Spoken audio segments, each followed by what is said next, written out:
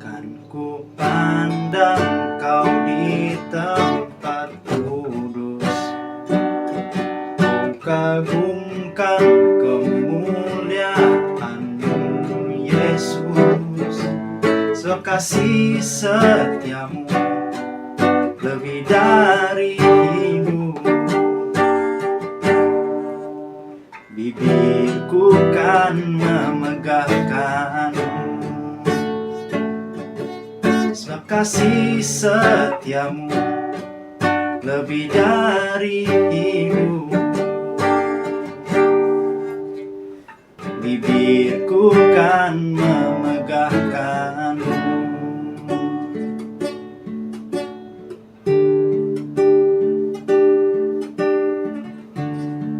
Halo saudara-saudara, teman-teman sekalian, Shalom. Sungguh sangat baik memuji dan menyembah Tuhan itu, teman-teman, karena Tuhan bertakhta di atas puji-pujian. Tuhan disenangkan atas puji-pujian dan penyembahan kita.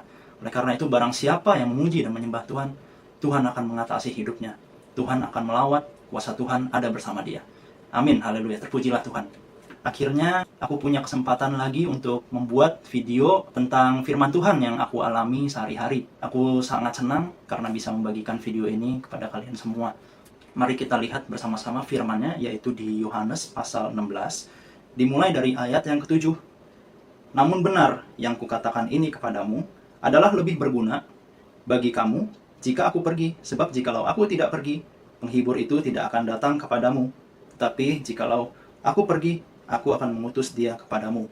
Lalu di ayat 8, dan kalau ia datang, ia akan menginsafkan dunia akan dosa, kebenaran, dan penghakiman. Teman-teman, sebenarnya siapa sih yang dimaksud dengan penghibur ini? Aku yakin yang dimaksud dengan penghibur ini adalah Roh Kudus.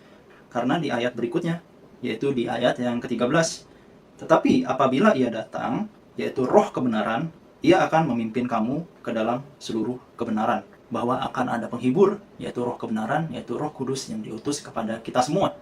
Maka aku yakin gitu bahwa di dalam diri kita semua ada Roh Kudus. Setelah Roh Kudus mulai bekerja, setelah Roh Kudus ada di dalam diri kita, tentunya hidup kita tidak akan sama seperti dulu. Aku nih punya hobi, aku punya kesukaan, punya kebiasaan, dan kita semua tentunya sama. Kita punya hobi, punya kesukaan, punya kebiasaan, punya aktivitas-aktivitas tertentu yang menyukakan hati kita, atau yang merupakan me time-nya kita, atau merupakan istilah zaman sekarang healing-nya kita.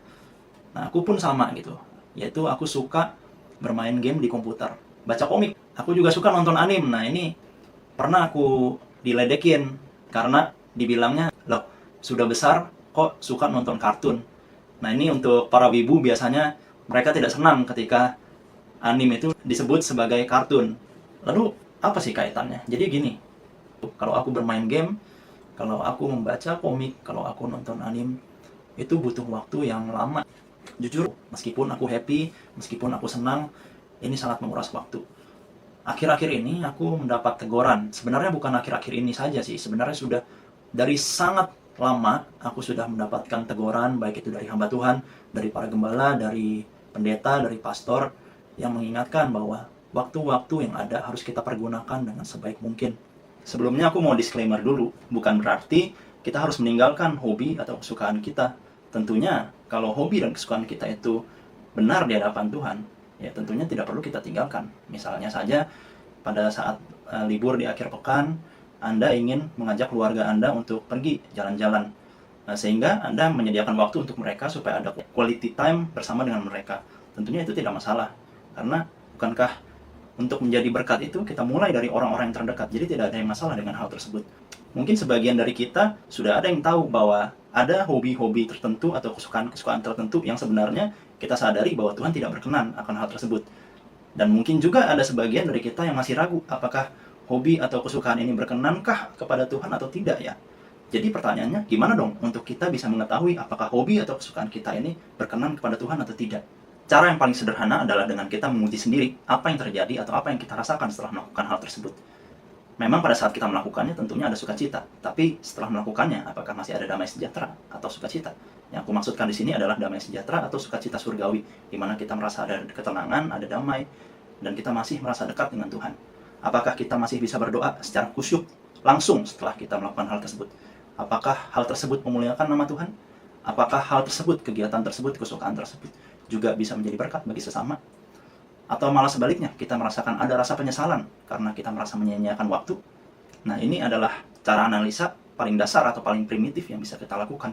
Teman-teman, untuk mengerti kehendak Tuhan dalam hidup kita, belum tentu secara otomatis kita mengerti apa kehendak Tuhan dalam hidup kita. Perlu juga usaha dari diri kita. Bukankah Amsal mengatakan, perolehlah hikmat? Kalau Anda menyediakan waktu-waktu khusus untuk bersaat teduh, yakni untuk bersekutu dengan Tuhan, untuk membaca firman-firman-Nya, untuk memuji dan menyembah Dia, aku percaya bahwa Anda akan semakin peka dengan suara Roh Kudus. Jadi saudara-saudara, ingatlah, Tuhan adalah gembala yang baik. Tuhan sangat mengasihi kita. Sebenarnya, bukan kita yang memilih Dia sebagai Tuhan dan Juru Selamat, melainkan kitalah yang dipilih Dia sejak dari permulaannya. Tuhan Yesus telah mati bagi dosa Anda dan saya. Oleh karena itu, sudah pasti, kita sangat berharga di matanya. Tidak peduli apa yang dikatakan orang, tidak peduli apa yang dikatakan si jahat. Bukankah dia yang sering kali menuduh kita bahwa kita tidak sanggup, bahwa kita tidak mampu? Kalau kita mau GR, maka GR-lah bahwa Tuhan sayang sama kita. Inilah yang aku sebut dengan GR yang kudus. Kalau kita bisa menyadari hal ini, bahwa kita sangat berharga di mata Tuhan, bahwa rencana Tuhan mulia bagi hidup kita, maka perbuatan, perkataan, dan pemikiran kita akan lain dari sebelumnya. Yakni dari sebelum kita mengenal Allah. At least, ada kerinduan yang besar untuk kita berubah, menjadi seturut dengan kehendak-Nya. Aku beri analogi sederhana.